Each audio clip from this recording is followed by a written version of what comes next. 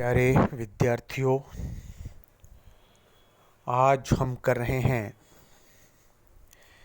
आधुनिक विश्व के इतिहास की प्रथम इकाई के टॉपिक पुनर्जागरण का तीसरा व्याख्यान।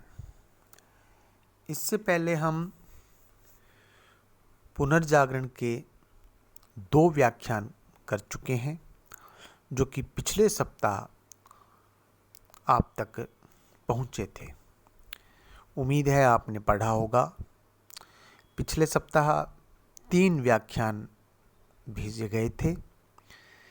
पहला व्याख्यान विश्व के इतिहास के बारे में कुछ सामान्य बातें थीं, ताकि जिन विद्यार्थियों ने इतिहास पहले नहीं पढ़ा उनको इतिहास पढ़ने में और टॉपिक को समझने में सरलता रहे। और 2 व्याख्यान जो फ्राइडे और सैटरडे को आप तक पहुँचे, वो 2 व्याख्यान पुनर्जागरण से संबंधित थे। पिछले व्याख्यान में हमने पुनर्जागरण की विशेषताएं की थी। विशेषताओं में हमने किया था मानववाद, कि मानव को केंद्र में रख कर के विचार किया जाने लगा। परलोक के स्थान पर इस लोक में जीवन को कैसे खुशहाल बनाया जाए, इस पर बात होने लगी। और यह जो अवधारणा आई मानववाद की, इसका जन्मदाता पेट्रार्क, जो कि इटली का रहने वाला था। विशेषताओं में हमने बुद्धिवाद पढ़ा, हमने और जो सामंतवाद का जो पतन हुआ वो पढ़ा, और जो परिवर्तन हुए, चाहे वो आर्थिक परिवर्तन थे, सामाजिक परिवर्तन थे, राजनीतिक परिवर्तन थे, सांस्कृतिक परिवर्तन थे, इन सब की हमने पिछले व्याख्यान में चर्चा की थी। आज हमारा जो टॉपिक है वो है पुनर्जागरण के कारण। कोई भी घटना जब घटित होती है, उसके कुछ कारण होते हैं, कुछ परिणाम होते हैं, उसका अपना एक अर्थ मायना होता है, परिभाषा होती है, जो कि हम कर चुके हैं परिभाषा। आज हम करेंगे कारण। मध्यकाल का जो अंतिम चरण है, उसमें यूरोप के आर्थिक एवं सामाजिक परिदृश्य पर कुछ ऐसे परिवर्तन घटित हो रहे थे जिन्होंने पुनर्जागरण की भावना के विकास का मार्ग प्रशस्त किया।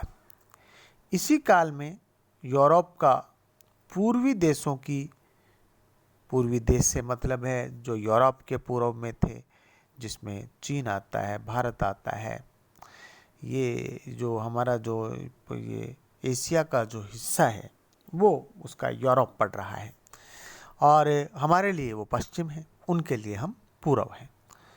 तो पूर्व की जो देश की जो विचारधाराएं हैं, पूर्वी देशों की, ईस्ट कंट्रीज़ की, उनसे उनका संपर्क हुआ, जिन्होंने नवीन चेतना का सूत्र प्रदान किया। बहुत सारे राजनीतिक घटनाक्रम घटित हुए, और कुछ तकनीक खोजें हुई, और कुछ आविष्कार हुए, कुछ नई विचारधाराएं प्रचलन में आई, और ये इन्होंने पुनर्जागरण को एक, इन सब ने पुनर्जागरण को एक प्रेरणा प्रदान की, ऐसा हम कह सकते हैं। और सबसे ऊपर जो बात हमें कहनी चाहिए, हमें स्मरण रखनी चाहिए, कि पुनर्जागरण की गंगोत्री, यानी जो उसका उद्गम स्थल है, प्राचीन यूनान एवं रोम की जो बहुत अपने आप में अनूठी संस्कृतियां रह चुकी थीं, उनके अंदर वो पुनर्जागरण का जो उदय है या उसका जन्म है, वो उसकी जो जड़ें हैं वो वहाँ पर अवस्थित थीं। हमने इससे पहले के व्याख्यान में हमने किया है कि यूनान और जो रोमन जो संस्कृतियां हैं उनके बारे में। अभी जो प्रमुख कारण हम बिंदुओं के साथ में अध्ययन कर रहे हैं, पहला बिंदु धर्म युद्ध एवं पूर्वी देशों से संपर्क। यह माना जाता है कि पुनर्जागरण काल में स्वतंत्रता मूलक अनुसंधान के जो प्रारंभिक प्रेरणा सूत्र हैं वो धर्म युद्ध के परिणाम स्वरूप यूरोप के पूर्वी देशों के संपर्क में आने के माध्यम से प्राप्त हुए। ये धर्म युद्ध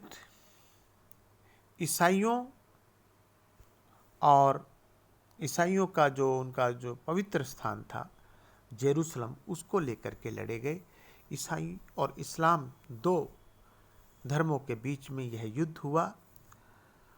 ईसाई जेरूसलम को मुस्लिम आधिपत्य से मुक्त करवाना चाहते थे, क्योंकि उनके लिए उसका बड़ा एक धार्मिक महत्व था। वो अपने उसको पवित्र भूमि के रूप में उसको मानते थे, उनकी धार्मिक आस्था। सन 1096 से 1271 के मध्य, इतने लंबे समय तक आप देखिए विद्यार्थियों, कोई 300 वर्ष, आप लगभग 3 शताब्दियों तक ये 8 धर्म युद्ध लड़े गए। यद्यपि ईसाई अपनी पवित्र भूमि जेरूसलम को प्राप्त करने में असफल रहे, लेकिन धर्म युद्धों का जो एक बड़ी जो इस समय जो एक बड़ा उसका परिणाम यह रहा धर्म युद्धों का कि यूरोप वासियों का पूर्वी देशों से संपर्क हुआ, और उसके कारण यूरोप का जो वर्षों से एक जड़तापूर्वक अलगाव चल रहा था, अलगाव यानी आइसोलेट, यानी कि बिल्कुल अलग थलग, यानी कि किसी के साथ में इंटरेक्शन नहीं, किसी के साथ में मिलना जुलना नहीं, नए विचार को स्वीकार नहीं करना, विचार का आदान प्रदान नहीं, ये जड़तापूर्ण अलगाववाद यूरोप का था, वो टूटा, क्योंकि दूसरे संस्कृति के लोगों से उनका संपर्क जो है वो हुआ। धर्म युद्धों में जो सैनिक गए, बहुत सारे सेना के साथ और असैनिक लोग भी जाते हैं, जब वो लौट करके आए तो एक विस्तृत बौद्धिक इच्छित जो एक क्षितिज होता है, यानी कि एक बड़े विचार के साथ में वो लौटे, और उन्होंने यूरोप की जो संकुचित यानी कि बहुत छोटी और जड़तापूर्ण जो मानसिकता थी, यानी जो कोई बदलाव करने के लिए तैयार नहीं हो, जिसमें रूढ़िवाद जिसको कहते हैं, उस पर उन्होंने प्रश्न उठाने प्रारंभ किए।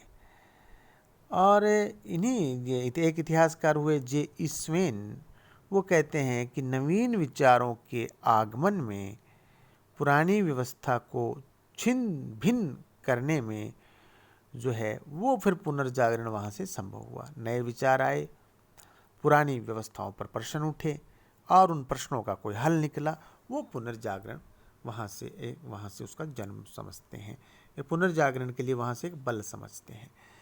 धर्म युद्धों के परिणाम स्वरूप जो पूर्वी संस्कृतियाँ हैं, इनका जो ज्ञान है वो उस ज्ञान से यूरोप के विद्वान भी सचेष्ट हुए, यानी यूरोप के विद्वानों का भी जो ज्ञान है उसमें विस्तार हुआ और उनके चिंतन पर असर पड़ा। धर्म युद्ध में लोगों के माध्यम से यूरोप वासियों को पूर्वी देशों के उदार दार्शनिक जो उनके विचार हैं, अरब लोगों के जो विचार हैं, अरब लोगों के जो आविष्कार हैं, कुतुबनुमा हैं, कुतुबनुमा कागज है, इनके बारे में जानकारी प्राप्त हुई। अरस्तु के वैज्ञानिक ग्रंथ भी पूर्वी देशों के माध्यम से पुनः यूरोप में आए।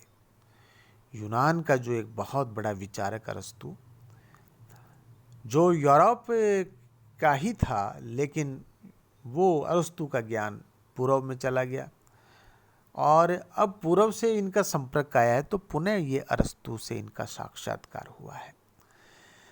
और धर्म युद्धों के माध्यम से पूर्वी देशों से अनेक वस्तुएं यूरोप में आई, जैसे मसाले आए, भारत से जा रहे थे। सुगंधित द्रव्य है, रेशम है, मलमल है, चीनी है, औषधियाँ हैं, शीशे की वस्तुएं हैं, बहुमूल्य पत्थर हैं, कालीन, खजूर, शराब, इतनी सारी चीज़ें।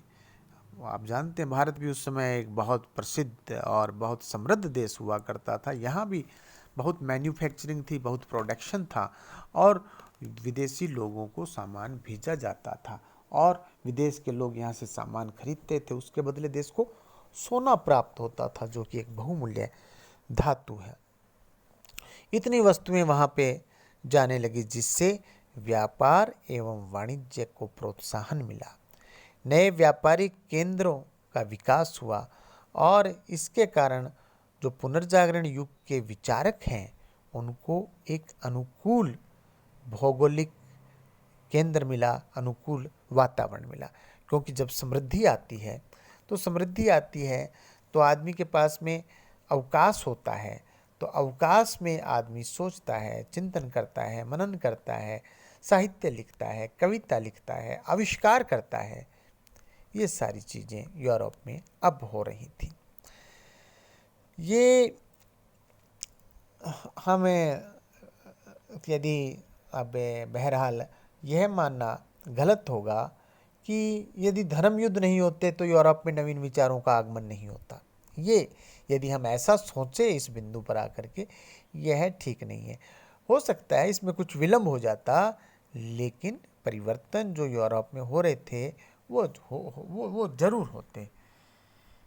इसके बाद में दूसरा जो कारण है पुनर्जागरण का, वह है आर्थिक कारण। अभी हमने व्यापार वाणिज्य की बात तो की ही। अब वहाँ की जो एक परंपरागत जो सामंती प्रणाली थी, जिसको हमने पढ़ा पहले, मेनर भी लिखा है कई जगह पुस्तकों में, कई जगह मेनार। ये जो मेनर सिस्टम था, इसमें ये था कि भाई कोई भी आदमी गांव से बाहर नहीं जाएगा, गांव का जो सामंत है उसके यहाँ पर वो अपनी चाकरी करेगा और उसको उसके बदले जो मिलेगा उससे अपना जीवन यापन करेगा। तो वो धीरे धीरे उन स्थितियों के अंदर भी परिवर्तन जो है वो आने लगा। यूरोप के विकास एवं मुद्रा अर्थव्यवस्था ने जो सामंती जो प्रणाली थी, मेनर सिस्टम, उसको खोखला और जर्जर बना दिया। करेंसी का जो चलन है उसने व्यापार के पंख लगा दिए। अब कृषक अपने सामंतों एवं उनकी प्रतिगामी मानसिकता के मायाजाल से सने सने मुक्त होने लगे, उनमें स्वाभिमान विकसित होने लगा और उसके साथ ही स्वतंत्र चिंतन की आकांक्षा। इसके अलावा यूरोप के विकास ने यूरोप में एक समृद्ध व्यापारिक वर्ग को जन्म दिया, जो धनाढ्य, रिच लोग, जिसने चर्च एवं पादरियों के आधिपत्य को अपनी नवीन जीवन शैली में आविष्कार नहीं किया, यानी कि धर्म का जो पहले प्रभुत्व था उससे इनकार कर दिया। यह वर्ग अपनी समृद्धि के बलबूते पर स्वतंत्र चिंतन एवं जीवन शैली का हिमायती बन गया। इस वर्ग के प्रबुद्ध लोगों ने पुनर्जागरण के लेखकों एवं कलाकारों को आर्थिक एवं नैतिक प्रोत्साहन दिया और फिर जब लेखक और कलाकार और बुद्धिजीवी विचारक ये जब इनको प्रोत्साहन मिलता है और इनको स्पेस मिलता है और इनको कार्य करने की स्वतंत्रता प्राप्त होती है, तो फिर वो देश जो है, वो सभ्यता जो है, वो बुलंदियों पर चली जाती है। इसके अलावा यूरोप में जब ये वाणिज्यवाद इतना आ गया और इतना मुद्रा नहीं, माफ़ करना बच्चों, मुद्रा अर्थतंत्र की सफलताओं ने, जो मुद्रा का मतलब होता है करेंसी, यानी जो रुपया है, कागज़ का रुपया, सिक्का, ये सब मुद्रा कहलाते हैं। पहले के ज़माने में मुद्रा नहीं होती थी, ना रुपया था ना सिक्का था, और जो व्यापार है वो वस्तु विनिमय के द्वारा होता था। जैसे एक व्यक्ति के पास में बकरी है, एक के पास में गेहूं है। अब यदि गेहूं वाला बकरी खरीदना चाहे तो बकरी वाला कहेगा कि भाई मुझे इसके बदले में इतने गेहूं दे दो, ये होता है वस्तु विनिमय। ये वस्तु विनिमय था, लेकिन वस्तु विनिमय से क्या है कि व्यापार जो है धीमा था, लेकिन अब रुपया आ गया, करेंसी आ गई, तो व्यापार में जो है तीव्रता आ गई। और फिर वहाँ पर कुछ नए नगरों का उदय हुआ, जैसे वेनिस, जेनोवा, फ्लोरेंस, मिलान आदि कुछ नए नगरों का वहाँ पर विकास हुआ। और इनमें से कुछ नगर जो है नए राज्य बन गए, जहाँ परंपरावादी मानसिकता को चुनौती दी जाने लगी और नवीन बौद्धिक अनुसंधान का प्रारंभ हुआ। इसके बाद में है कागज का प्रयोग एवं छापे खाने का आविष्कार। तीसरा कारण, कागज सबसे पहले चीन में बना और चीन से वो व्यापारियों के माध्यम से, अरब लोगों के माध्यम से वो जो है इनके पास में यूरोप के लोगों तक वो पहुंच गया। और जो छापाखाना है, प्रिंटिंग प्रेस है, उसका आविष्कार जर्मनी में हुआ 1400 यूँ कहे कि हम 50 के अंदर। और ये जो छापाखाना, प्रिंटिंग प्रेस आ गई और कागज़ आ गया, इसके बाद में आप देखिए कि ज्ञान के प्रसार की दृष्टि में यह एक क्रांतिकारी कदम था। इससे पहले पांडुलिपियाँ हस्तलिखित होती थीं, हाथों से लिखी हुई पुस्तकें, जिन्हें बहुत कम व्यक्ति पढ़ पाते थे, बहुत महंगी होती थी, उपलब्ध नहीं थी और चर्च के नियंत्रण में रहती थी। लेकिन छापे खाने के आविष्कार से और कागज़ पहले आ गया, छापाखाना से पुस्तकीय ज्ञान बहुत से लोगों के लिए सहज हो गया। बाइबल को पढ़ने एवं समझने के लिए अब धर्म गुरुओं के संरक्षण की आवश्यकता नहीं थी। वह अब एक प्रकाशित पुस्तक के रूप में उपलब्ध थी, जिसको कोई भी प्राप्त कर सकता था।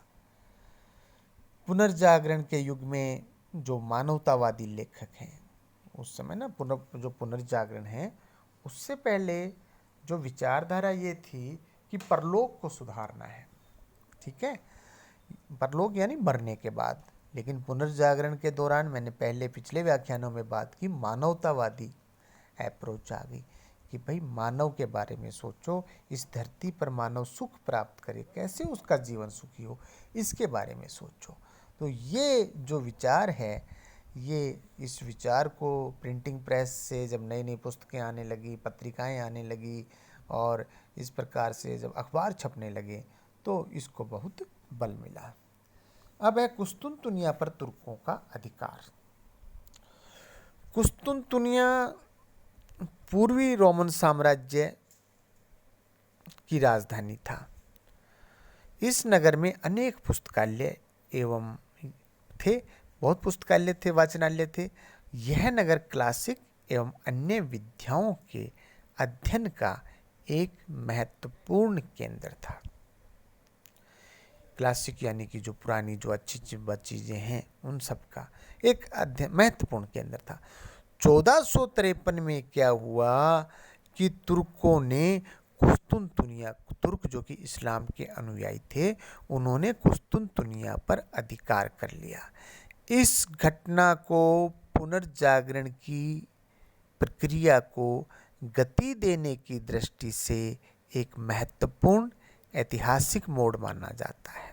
इसका कारण यह है कि कुस्तुनतुनिया पर अधिकार करने के बाद तुर्कों ने नगर को लूटना, छीनना, मारना प्रारंभ कर दिया।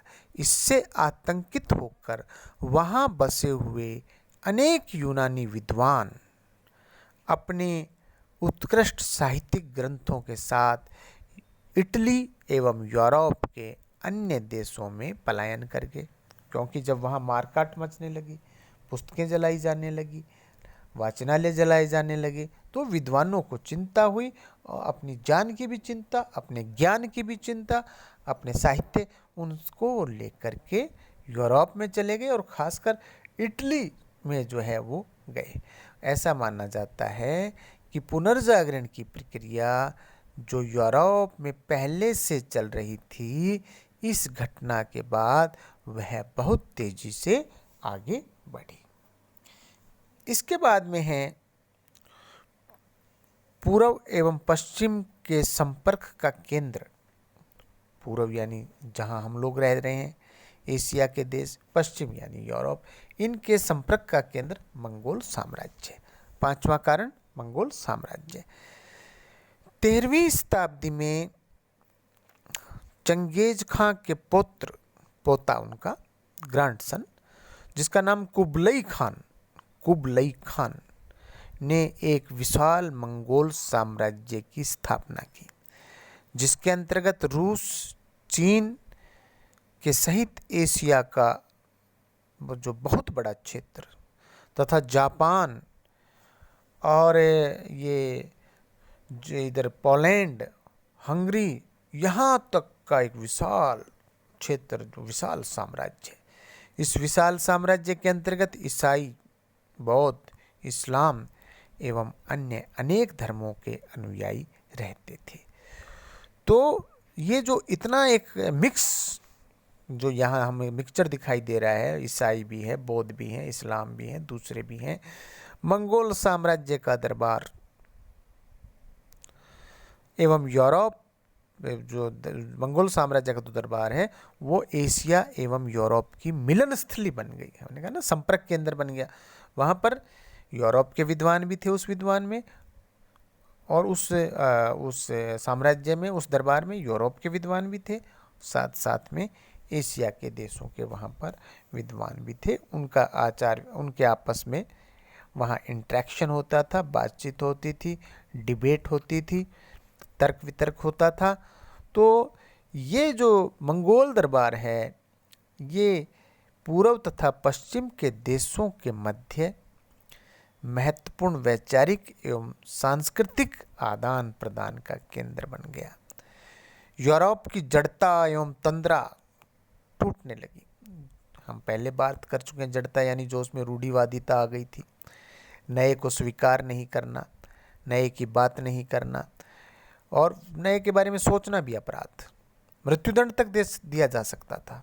आप कुछ नया सोच रहे हैं, नया आविष्कार कर रहे हैं। तो वो जो उनकी तंद्रा टूटी, यानी एक गहरी नींद वो टूटी, और पूर्वी देशों की उदारवादी विचार तरंगे जो हैं, उन तरंगों ने यूरोप के समाज को उद्वेलित किया। यूरोपवासी अपनी जड़ों की तलाश में प्राचीन यूनान एवं रोम की जो संस्कृतियां थीं, उनके अध्ययन की ओर जो है वो अग्रसर हुए।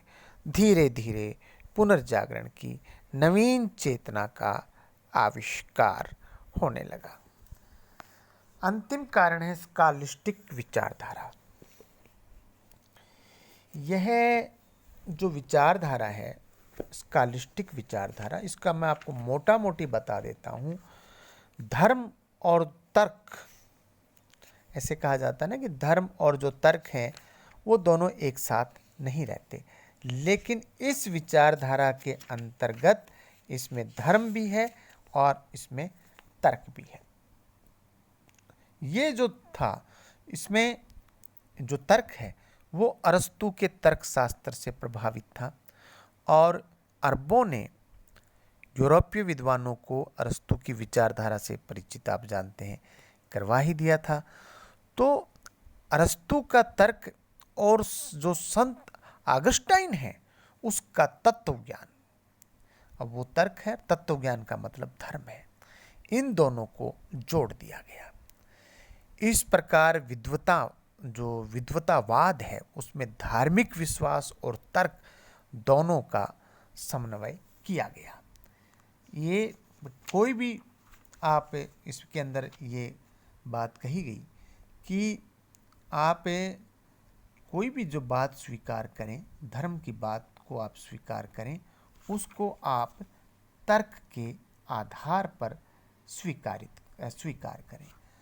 तो ये जो तार्किक ढंग से धर्म को, तत्व ज्ञान को जो स्वीकार करने वाली जो बातें थीं, इससे यह हुआ, जैसे एक विद्वान हुए, एल्बार्ड नाम था जिनका, एल्बार्ड, उन्होंने लिखा कि तर्क बुद्धि से ही, न कि दबाव से, ईसाई धर्म के प्रति लोगों का विश्वास जगाया जा सकता है।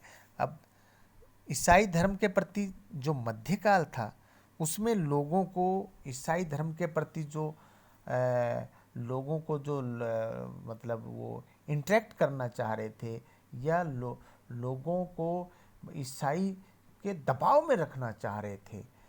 अब जो भी चर्च ने कह दिया, पादरी ने कह दिया बाइबल के नाम पर, वो व्यक्ति को स्वीकार करना आवश्यक था, वरना उसको सजा मिल सकती थी, मृत्युदंड मिल सकता था। लेकिन अब ऐसा स्कॉलिस्टिक विचारधारा में ऐसा नहीं है। वो कह रहे हैं कि तर्क बुद्धि से ही धर्म का विश्वास लोगों में जगाया जा सकता है, न कि दबाव से, न कि बल से, न कि ताकत से। तो ये स्कॉलास्टिक विचारधारा, इससे भी यूरोप में पुनर्जागरण की जो है एक जो वहाँ पे हवा चल रही थी, उस हवा को बल मिला। निष्कर्ष में हम कह सकते हैं कि यूरोप में जो पुनर्जागरण है, उसमें धर्म युद्धों के कारण पूर्वी देशों से जो संपर्क हुआ, वहाँ से जो यूरोप को ज्ञान मिला, यूरोप के लोगों ने वहाँ जो अच्छी बातें देखी, अपने देश में भी आरोपित, अपने देश में भी उनको लागू करने का जो है उन्होंने सोचा। व्यापारी जो विदेशों में जा रहे थे, वो भी वहाँ से नवीन विचार लेके आ रहे थे, और व्यापारी जो वहाँ से इतनी वस्तुएं लेकर के आ रहे थे, जो जैसे मसाले हैं, मसालों से भोजन स्वादिष्ट बनता है। अब पहले तो ये था ना कि जीवन में कुछ आनंद ही नहीं होना चाहिए। तस्वीरें भी यदि चित्रकार बनाता था तो रोती हुई तस्वीरें बनाता था। जीवन को एक दुख मान लिया गया था। जीवन कोई कुछ एंजॉय कोई कर नहीं सकता था।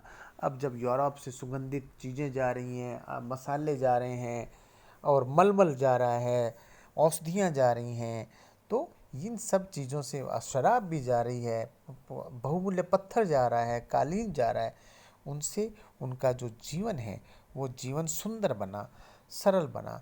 और आर्थिक परिवर्तन के अंदर हमने देखा कि वही धीरे व्यापार के कारण फिर धीरे धीरे मुद्रा का भी विकास हुआ, नए नए नगर बसने लगे।